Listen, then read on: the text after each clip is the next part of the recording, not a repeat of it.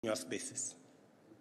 It is a proud moment for a forward-looking nation like Kenya to be able to embrace this brave new world and make our way in it, with the awareness that we must move fast in order to develop the capacity to derive maximum benefits from its opportunities.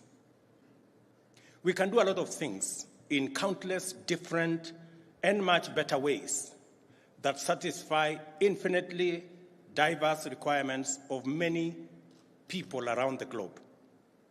The barriers to real-time interaction on a global scale no longer exist. People can work from anywhere, and many activities that were considered leisure are now lucrative lines of work.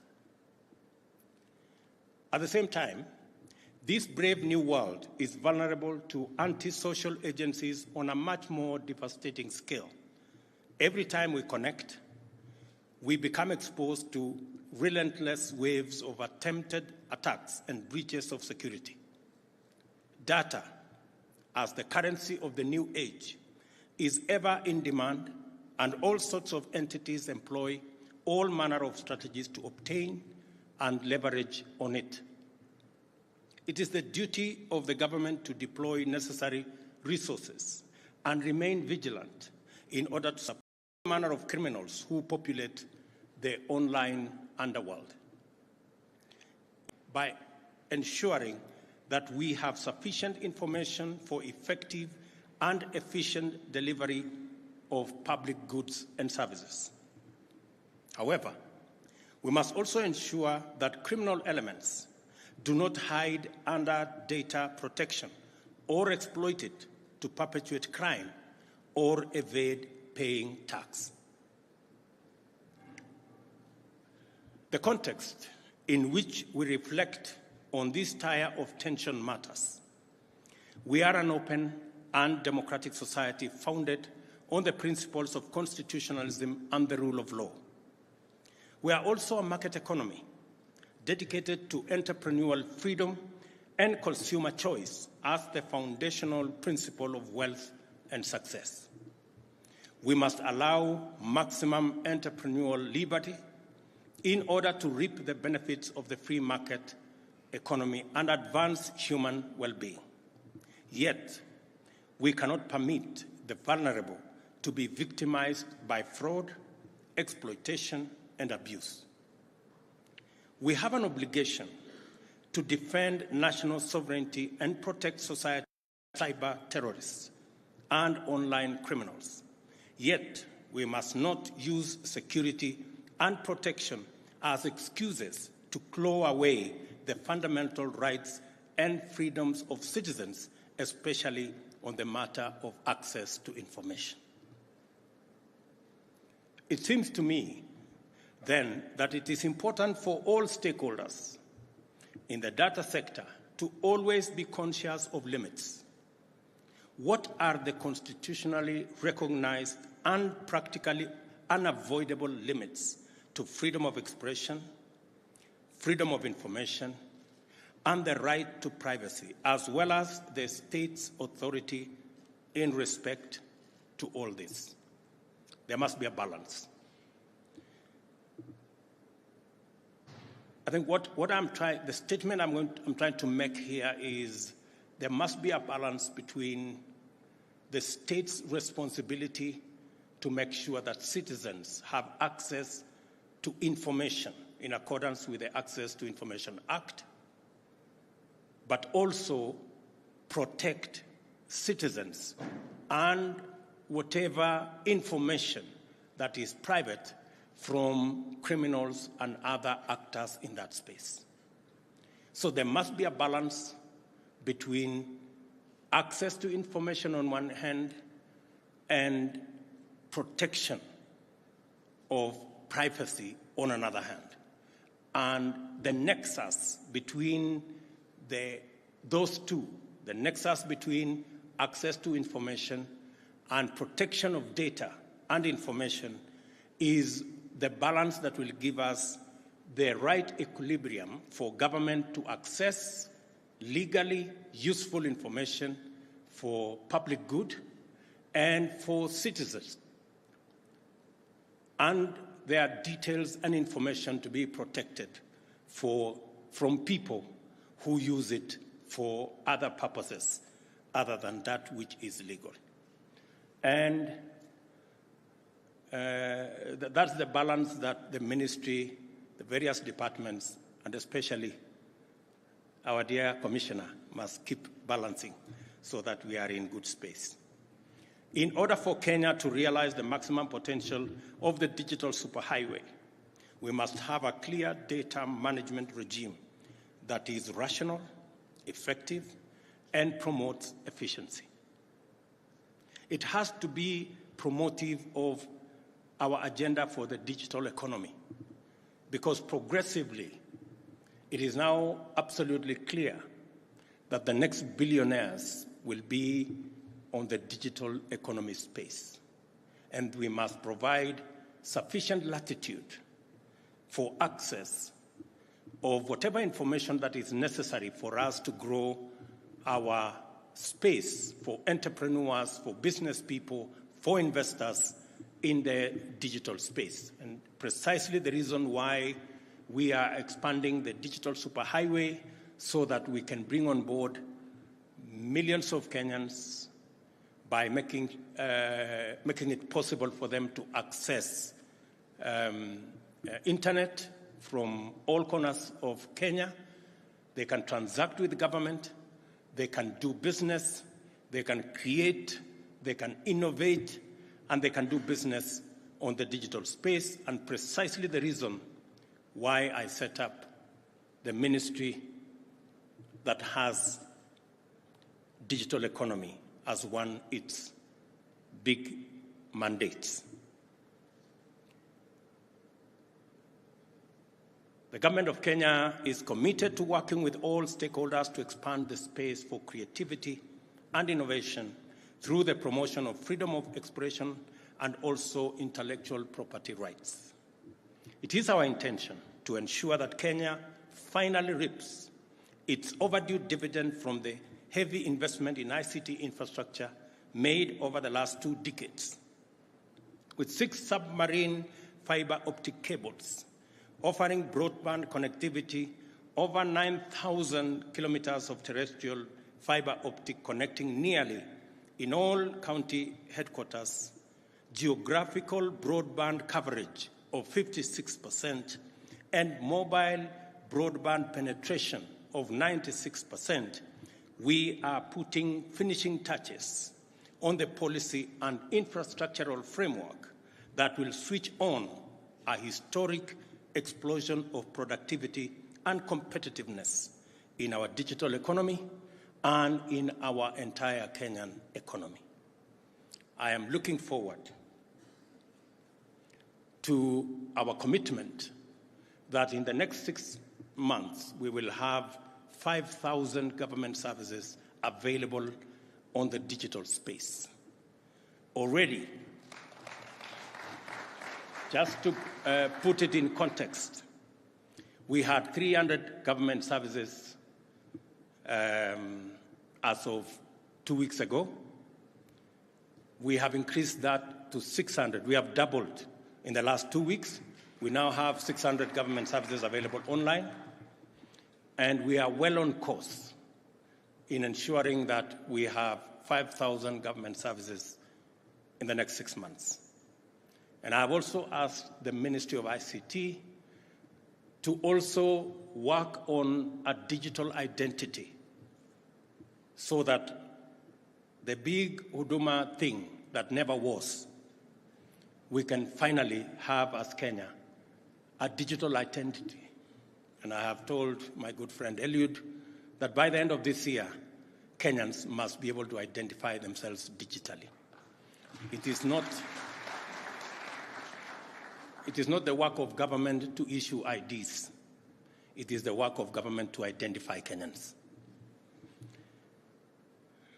Over the next 5 years, we shall construct another 100,000 kilometers of national fiber optic network to achieve universal broadband connectivity in the country. We want to enhance government services delivery by digitizing and, wherever possible, automating critical processes, and by migrating 80% of services online, as I have said. And we are developing the digital master plan and establishing a regional hub to promote the large-scale development of software for export. We expect the digital superhighway to play a tremendous role as a fully fledged productive sector on its own and an enabling infrastructure for the universal health coverage, agriculture, MSME, and manufacturing pillars of our bottom-up economic transformation agenda for the transformation of our country. And just to state that we already have registered 5 million farmers who will participate this year in our subsidized fertilizer platform that will be available online as a mechanism of eliminating leakage, pilferage, corruption, and inefficiency in the delivery of fertilizer and especially of our subsidy program. Data then does play a critical role in our development agenda and will play an even greater and ever-increasing role going into the future. How we engage with data matters. As a commodity, public as well as private good, data is essential. We must therefore embark on a robust process of enriching our institutional framework to ensure that our transformational agenda is aligned with the principle of personal data protection and that Kenya expeditiously concludes the process of domesticating the African Union Convention on Cyber Security and Personal Data Protection. For this reason, the Cabinet Secretary for Information and the Digital Economy has been tasked with taking up this matter with the Attorney General and the leadership of the National Assembly so that we can be in tandem with the rest of the continent. Data protection is critical to an economy and a state that is intentionally digitizing.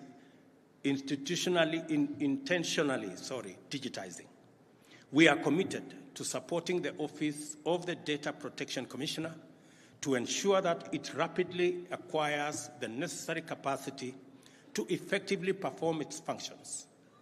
The full implementation of the Data Protection Act 2019 is overdue. Our commitment to competitiveness, innovation, digitization, automation, and the digital economy requires a credible and legitimate facilitator to anchor investor confidence. And I'm confident that the Office of Data Protection will give us that much-needed value. This facilitator must be the commissioner. In order to be legitimate, the office must always demonstrate integrity, fairness, and commitment to promote the growth and simultaneously development of Kenya as a competitive digital economy and a global leader in data protection. The role is to promote, not inhibit, and to facilitate, not obstruct. In playing this role, the Commissioner must pay due attention to cross-border dimensions of data protection. The National Data Center must therefore be equipped with the necessary capacity to discharge both dual roles. The launch today of the Data Protection Registration System is an important step in this direction, and it is highly commendable and appropriate that the system, which was developed by Kenyan youth, has been successfully tested and piloted. And I want to say a very big congratulations to those who have put this together. I'm also happy to note that the development of the system went together with the certification of 1,417 data handlers from both the public and private sector. This signals that we are now ready to inaugurate Kenya's data protection regime. In the spirit of this important day, and in line with the government's commitment to safeguarding the privacy of citizens, all ministries, departments, and agencies are directed to henceforth align their strategies, systems, and processes with the provisions of the data protection laws. I also call upon county governments to pay attention to this development and take appropriate measures within their constitutional mandate to achieve a unified whole-of-government approach to data protection. I now declare, ladies and gentlemen, with a lot of pride, the data protection registration system officially launched as we celebrate this great day. Thank you, and God bless you. All right, ladies and gentlemen, if we can just give another warm clap right there. Your Excellency, with your permission, we have a buzzer that would like to just have that done officially so that as part of your journey to comply with the Data Protection Act, you can now log on to the ODPC registration system to register as a data controller or data processor. And with this, that's what's going to happen. So, Your Excellency, if you don't mind, if you may just come and we synchronize this. Then after that, we'd like to issue some certificates to those who've already complied. So, yes, let's have the CS and also let's have the Data Commissioner also join as we do this officially. And ladies and gentlemen, this will signify the journey for you to comply with the Data Protection Act, that you can now log on to the ODPC registration system and register. 3, 2, 1. 9, 8, 7, 6, 5, 4, 3, 2, 1. The CRM registration process. Go to dataportal.odpc.go.ke and click on the account link. Click register as a data handler. If first time, click on the first time registering. Fill in the pre-registration process details. Select the relevant category, whether public or private. If your data resides outside Kenya, select yes. Fill in the safeguards the entity uses to safeguard its data. Fill in the previous year turnover, then log in. Click on Click Here to Pay. Select the payment mode convenient to you and submit. Then click on Click Here to Print to generate the invoice for presentation to the deposit receiving entity. And with that, ladies and gentlemen, it is now launched, and with your permission, Your Excellency, would like to, in recognition of the registration, offer 4 certificates to those who've been compliant, and they are in certain categories. We have government agencies, and that is represented by NTSA, so if we can have the Director General kindly come. Then we also have not-for-profit organizations, Marketing Society of Kenya, MSK, Charles Kariuki, kindly come forward. Then large enterprises, we have Jamii Telecommunications Limited, Caroline Simba, and last but not least, small enterprises, we have TechPal Africa Solutions Limited, and we have Trevor Obonyo, who's going to be representing that. Ladies and gentlemen, we can give them a warm clap. They are now one step closer to being fully compliant with Data Protection Act right here. After that, Your Excellency, with your permission, we'd just like to take 3 photos, after which we'll present a gift to you, and we can then end this particular occasion. So, Thank you. Thank you. We can have the gift, please, that was to be presented to His Excellency. Kindly, let's have the gift come. The ODPC had requested to offer you this gift, just signifying the fact that this is the beginning of a journey that is definitely going to be successful. And as if you heard from His Excellency's speech, it is a journey that is now got full buy-in and support. Your Excellency, sir, just 3 photos, so if we can have, the CS is already here, then we have PST DG Nairobi. Kindly, if you can quickly come to the front.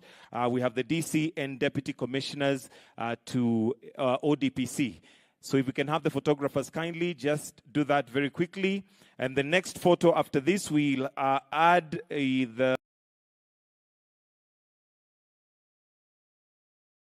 Excellency.